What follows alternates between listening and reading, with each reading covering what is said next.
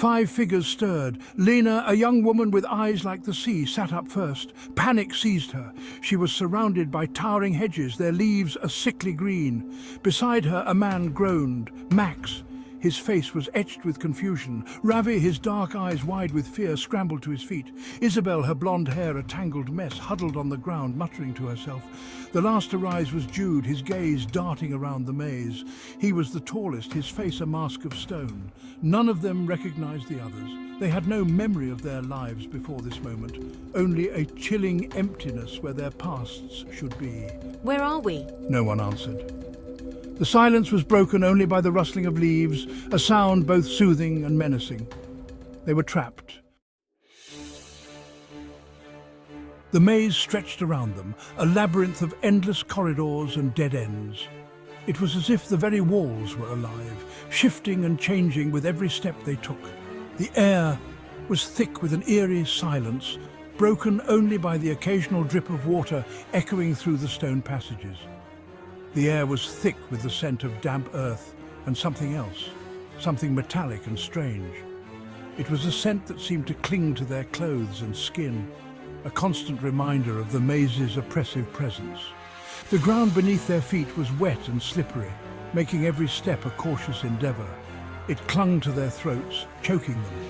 The more they breathed in, the more it felt like the maze was trying to suffocate them, to draw them deeper into its twisted embrace. Each breath was a struggle, a fight against the invisible force that seemed determined to break their spirits. They began to explore, their footsteps echoing on the stone paths.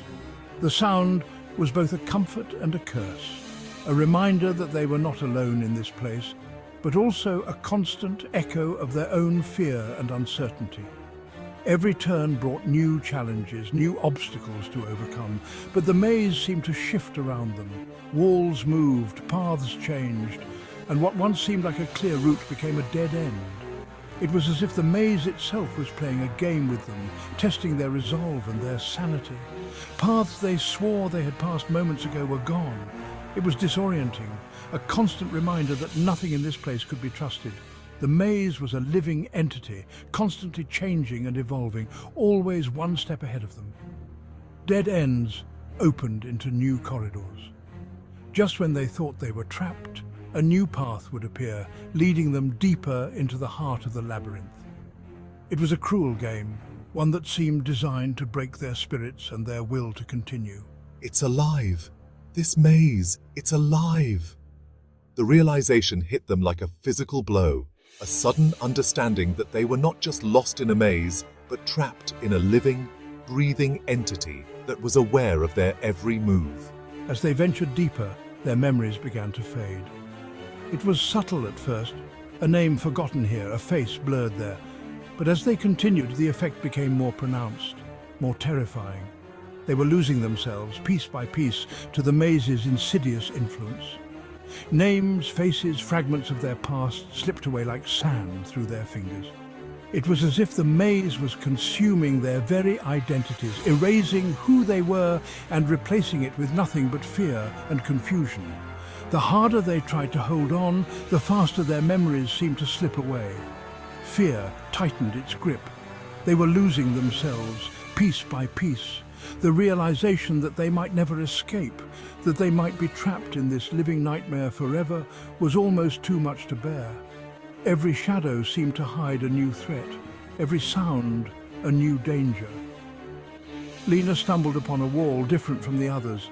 It was a moment of clarity in the midst of chaos, a single point of focus in a world that was constantly shifting and changing. The wall was covered in strange symbols, glowing faintly in the dim light. It was covered in strange symbols, glowing faintly. The symbols seemed to pulse with a life of their own, drawing her in, compelling her to reach out and touch them. It was as if they held the key to the maze's secrets, a way to unlock the mysteries that surrounded them. She reached out, her fingers tracing the lines. The symbols were cool to the touch, but as her fingers moved over them, she felt a strange energy coursing through her. It was a connection, a link to something greater than herself. A jolt of energy shot through her. It was like nothing she had ever felt before, a surge of power that left her breathless and trembling. In that moment she knew that the symbols were the key to their escape, the answer to the maze's riddle. A memory, vivid and clear, flashed in her mind. It was a memory of a time before the maze, a time when she was whole and unbroken. The memory gave her strength, a renewed determination to find a way out. The symbols, they were the key. She knew it with a certainty that went beyond logic or reason. The maze had tried to break them, to erase their identities and their pasts, but it had failed. The symbols were their way out, their path to freedom. The symbols became Lena's obsession. She spent countless hours poring over ancient texts, sketching the symbols in her notebook and trying to understand their meaning. It was as if the symbols were calling out to her, urging her to uncover their secrets. She found them everywhere, carved into the stone, etched onto leaves, whispered on the wind. It was as if the labyrinth itself was alive, communicating with her through these mysterious symbols. They were a language, the language of the labyrinth. Each symbol seemed to pulse with energy, glowing faintly in the dim light of the maze. Lena felt a deep connection to them, as if they were a part of her. She shared her discovery with the others. She gathered a small group of people who were also trapped in the labyrinth and showed them the symbols she had found. At first they were skeptical. They couldn't see the significance of the symbols and doubted that they held any real meaning. Some even thought Lena was losing her mind, but as their memories continued to fade, they clung to Lena's hope. The labyrinth had a way of erasing their pasts, leaving them with only fragments of who they once were. Lena's discovery gave them something to hold on to, a glimmer of hope in the darkness. They began to help her, searching for the symbols, scouring the walls and floors of the labyrinth for any sign of the mysterious markings. They worked together, driven by a shared sense of purpose, trying to decipher their meaning. They meticulously recorded each symbol they found, comparing them to Lena's notes and trying to piece together the puzzle.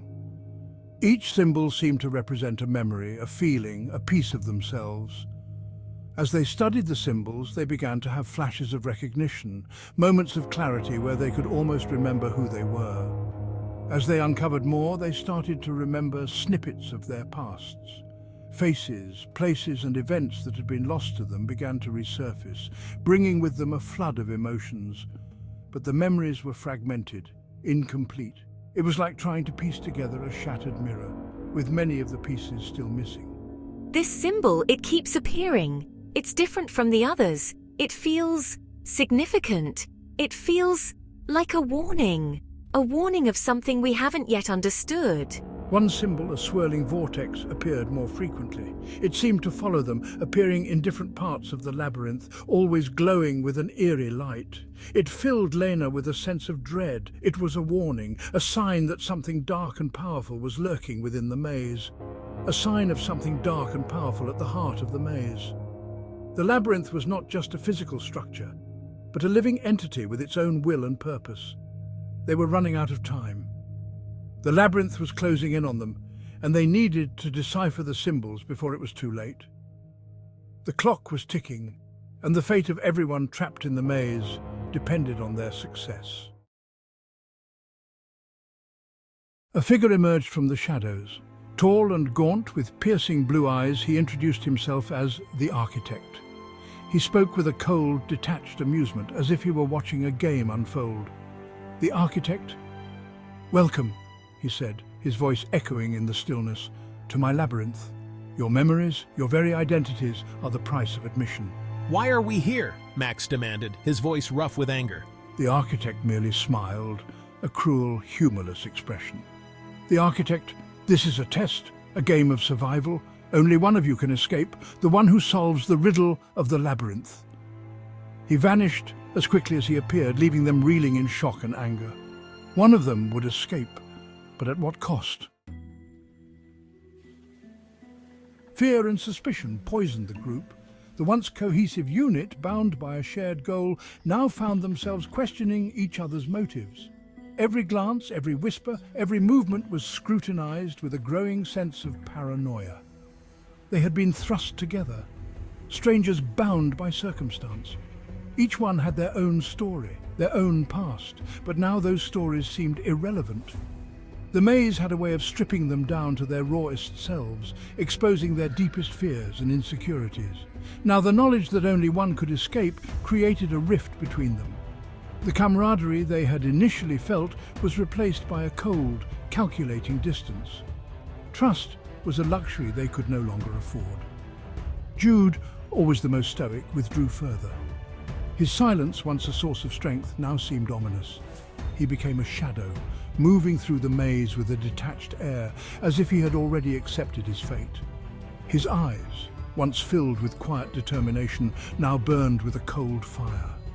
It was as if the maze had ignited something dark within him, a primal instinct to survive at any cost. Isabel, prone to paranoia even before the maze, became increasingly erratic, accusing the others of plotting against her. Her voice, once a source of comfort, now grated on their nerves, each accusation driving a deeper wedge between them. Only Max and Ravi seemed to hold on to their humanity. They clung to the hope that there was a way out, a solution that didn't involve betrayal or deceit. They tried to reason with the others, to remind them that their only hope lay in working together. "We can't let this place tear us apart," Max would say, his voice steady and reassuring. "We have to stay united." We can't let this place tear us apart. We have to stay united. The words echoed in the labyrinth, a desperate plea for sanity in an increasingly insane situation. Max is right. We need each other to get through this. Ravi's agreement was a beacon of hope, a reminder that not all was lost. But the maze was chipping away at their unity, turning friend against friend. The walls seemed to close in on them, amplifying their fears and doubts. The labyrinth thrived on their fear and distrust. It was as if the very structure of the maze was designed to break them, to test the limits of their sanity and resolve. It fed on their fading memories, growing stronger with each piece of themselves they lost. The longer they stayed, the more the maze seemed to consume them, erasing their pasts and leaving only the raw, primal need to survive. As days turned into nights and nights into an endless blur, the group struggled to hold on to their sense of self. The maze was not just a physical challenge, but a psychological one, designed to strip them of their humanity. Yet amidst the despair, there were moments of hope, a shared laugh, a discovered clue, a fleeting sense of camaraderie. These moments were rare, but they were enough to keep them going, to remind them of what they were fighting for.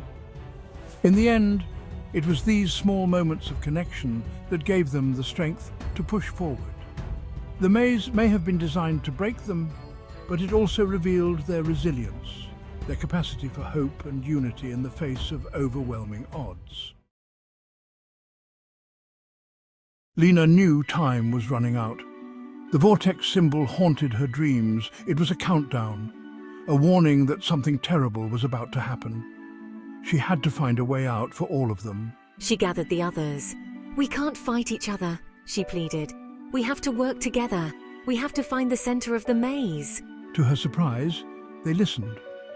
Perhaps it was desperation, perhaps a flicker of their former selves resurfacing. They pooled their fragmented memories, their knowledge of the symbols. They had one chance, one desperate gamble. They ventured deeper into the labyrinth, following the patterns of the symbols, deciphering their cryptic messages. The air grew colder, the silence heavier. They were close,